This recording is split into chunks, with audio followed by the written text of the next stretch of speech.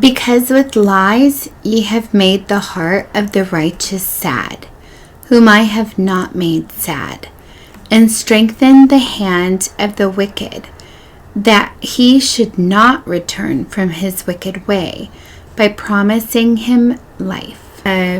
Israel was rebellious against God's captivity, and the prophets that were saying, go into captivity, this is your curse that God has given you because you did not obey his ways and you did not keep the land holy, being an example to the rest of the world.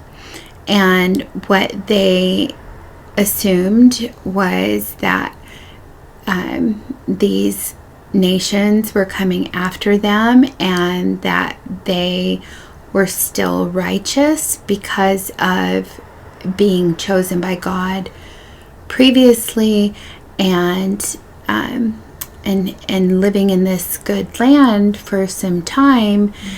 And so they had became very puffed up in pride, thinking that just because they were once chosen by God, that they were holy people, even though their works in their hearts and when God made them prosperous, that they assumed that was just made them holy, and almost like they got it all by the works of their own hands and their own righteousness. And God kept reminding them, even through Moses and even through Joshua, even when they got into the land by all the judges, that you are not come here because of your own righteousness, but the righteousness of your forefathers, Abraham, Isaac, and Jacob, and Joseph, and so on, and that this was God's promise. But he did, on their way there, destroy them or not let some of them go into the land, and so it was delayed because of their pride on this. Now, in this time, Israel kept not believing the prophets that were coming up to them and saying, nope, you have made God mad. He's done giving you chance after chance. Your sacrifices mean nothing because you continue in sin, and this needs to happen now. And so he had made them captive, and a lot of them were rebellious against that. Now God told them, go into captivity and serve the kings and serve their laws and rules, and things will be well with you, but keep my commandments. So internally, they were supposed to not defile themselves. They were supposed to return to God in their heart. And like Daniel or many, Ezra's was one, Ezra and some. Now there were a lot with them that were rebellious. They were trying to rebuild the temple. They were trying to fight off their enemies. They did the whole Esther deception thing with the king and tried to beg the king to fight off their enemies, and it was them being rebellious children against their father that was giving them a punishment, and that punishment was supposed to purify them. And instead of accepting that punishment, they fought against God and tried to stay in the land, tried to keep their status, tried to keep who they were. And with that, they were actually killing off people who were trying to help them that weren't of their nation. So there was a lot of wickedness.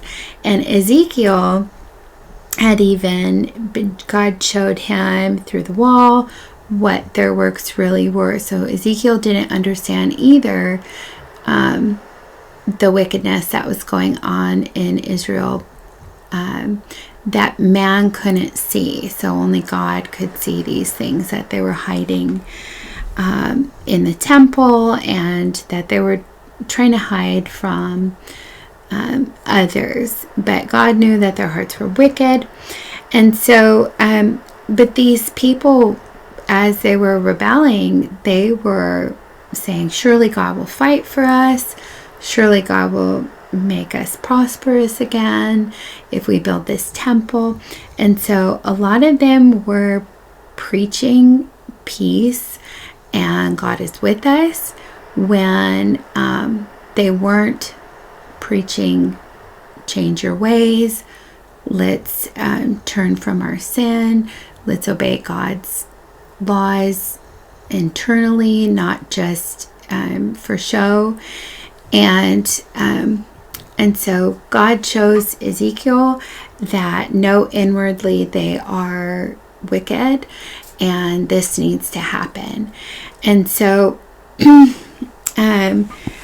a lot of the people who were actually walking in righteousness were believing, like Ezra, he was with them, were believing that, surely God is with us.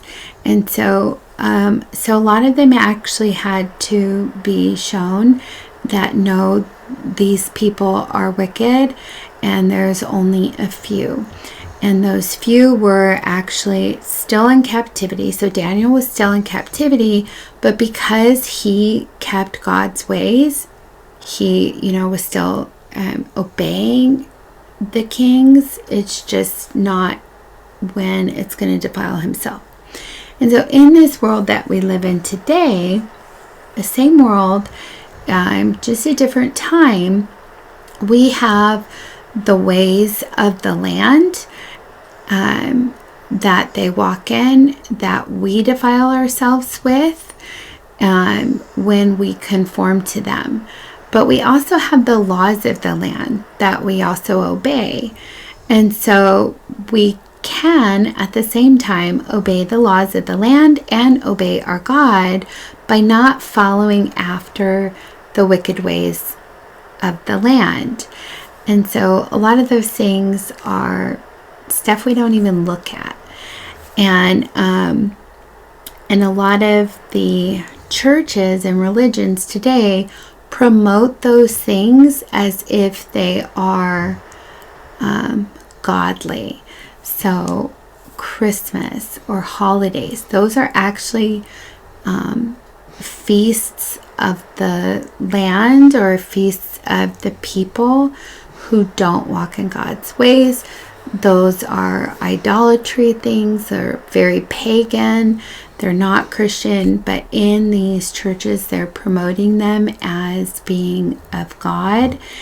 And so I'm not here to take away anybody's holiday fun and anything like that. That's something that everybody needs to look in themselves and search when they're ready. If they want to be right with God, they should diligently seek that out. And when you find that something is not of God and it's really just you defiling yourself and your children, then hopefully you'll put them away when you see it. But one of the things that the churches promote, not a tradition, something that, you can just have awareness on, is that there is no peace. Okay, and so when these churches are giving you prosperity doctrine and they're telling you you'll get more if you pay more, or God will bless you for being here, or whatever, you have to look around the world and say, is there peace here? We've got wars, we've got division everywhere. we're not living in a peaceful land. So we're still wandering in the wilderness, or we're still in captivity, and trying to live a life of peace for yourself is like shutting out the truth of what's really going on in the world. And so if you walk in the light, or if you want to walk in the light, if you do walk towards God, if you're trying to get closer to God, maybe you don't have peace all the time in your life, but you might be trying to find peace in this world, and you're not going to find it. You're going to go through a lot. You're going to see people going through a lot. There's always going to be wickedness around you, and there's always going to be sorrows, and a regeneration needs to happen. So there will be a righteous generation, and whether that's us or whether that's our children, we need to start walking in those ways. And only when the world starts growing more and more in the light, so individually, and then spreading it out to others, turning others from the darkness to the light, that's when we will have peace. When God sees that they've repented and turned from their ways, they woke up from their sleep, and all is changed, and all is walking in the light, then he will repent himself of the evil that he said he will do to this place, and we can all live in peace in his kingdom, the kingdom that he created in the beginning, when he said it was good. Before the fall of man, before we corrupted it, we need to make it incorruptible, and we do that by being a light to the world. And that's probably not going to happen in this generation. That's probably not going to happen in the time that we're living in now, but we can pass it on to our children, and the more light that shines in the darkness, the more the darkness will turn towards the light. So everybody loves to follow the masses, and so let's just make the light more than the darkness, and then the darkness will choose the light. But right now, they are legion, they are many, and we are but few. And until we come out of our shells and start shining the light, all speaking truth, and banding together, getting it out there, then we're just hidden away. And others can't see it, and they will be afraid to come out. And so I ask you to join the regeneration, get light out there, be a light to the world, go through your tribulations, go through the hard times, go through all the persecutions, just go through it head on. Know that it's coming, know that it's there. It's going to come at you, because you're going to be purified, and they are really hard at work because they know they have little time left. And so maybe you get the opportunity to change one of them, but just remember, your battle is within yourself, and they have their own battles, and all you could do is just shove that light in their face and keep being a light. Show them that they can't turn you away from God and goodness.